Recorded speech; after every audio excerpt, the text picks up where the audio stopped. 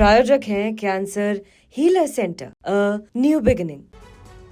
और ये देखिए, तुलसी गबार्ड से मुलाकात हो रही है भारत के प्रधानमंत्री नरेंद्र मोदी की। अमेरिका की राष्ट्रीय खुफिया एजेंसी की सदस्य हैं तुलसी गबार्ड, उनसे मुलाकात हो रही है भारत के प्रधानमंत्री नरेंद्र मोदी की। अमेरिकी खुफिया एजेंसी के निदेशक है तुलसी गबार्ड, और देखिए ये मुलाकात चल रही है भारत के प्रधानमंत्री नरेंद्र मोदी से।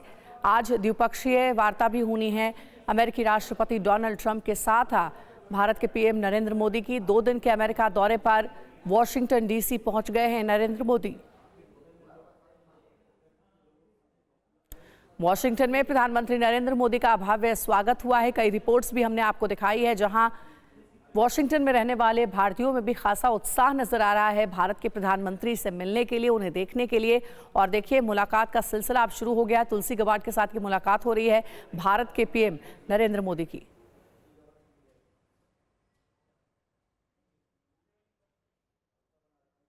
तो 2 दिन के अमेरिका दौरे पर हैं भारत के पीएम नरेंद्र मोदी, और आज द्विपक्षीय बातचीत भी होनी है।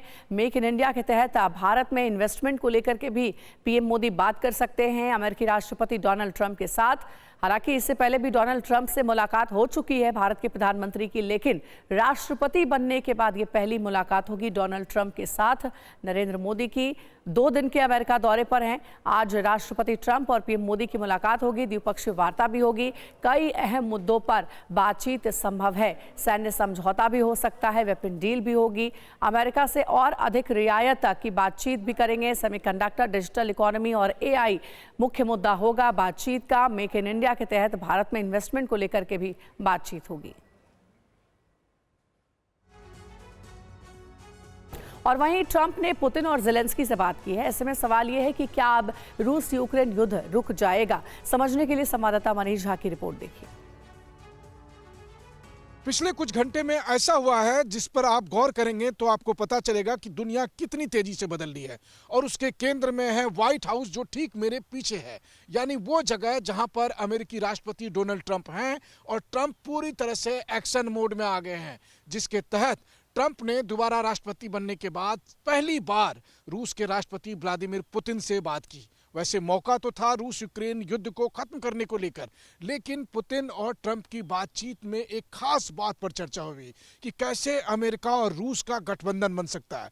ठीक वैसा ही जैसा 80 साल पहले दूसरे विश्व युद्ध के दरमियान हुआ था, जब जर्मनी के हिटलर के खिलाफ रूस और अमेरिका एक साथ आए थे। तो आप सोच रहे होंगे कि फिर इस वक्त हिटलर कौन है, और इसलिए इस व्हाइट हाउस के ठीक सामने की ये बिल्डिंग अहमियत रखती है, जहां पर भारत के प्रधानमंत्री नरेंद्र मोदी मौजूद हैं।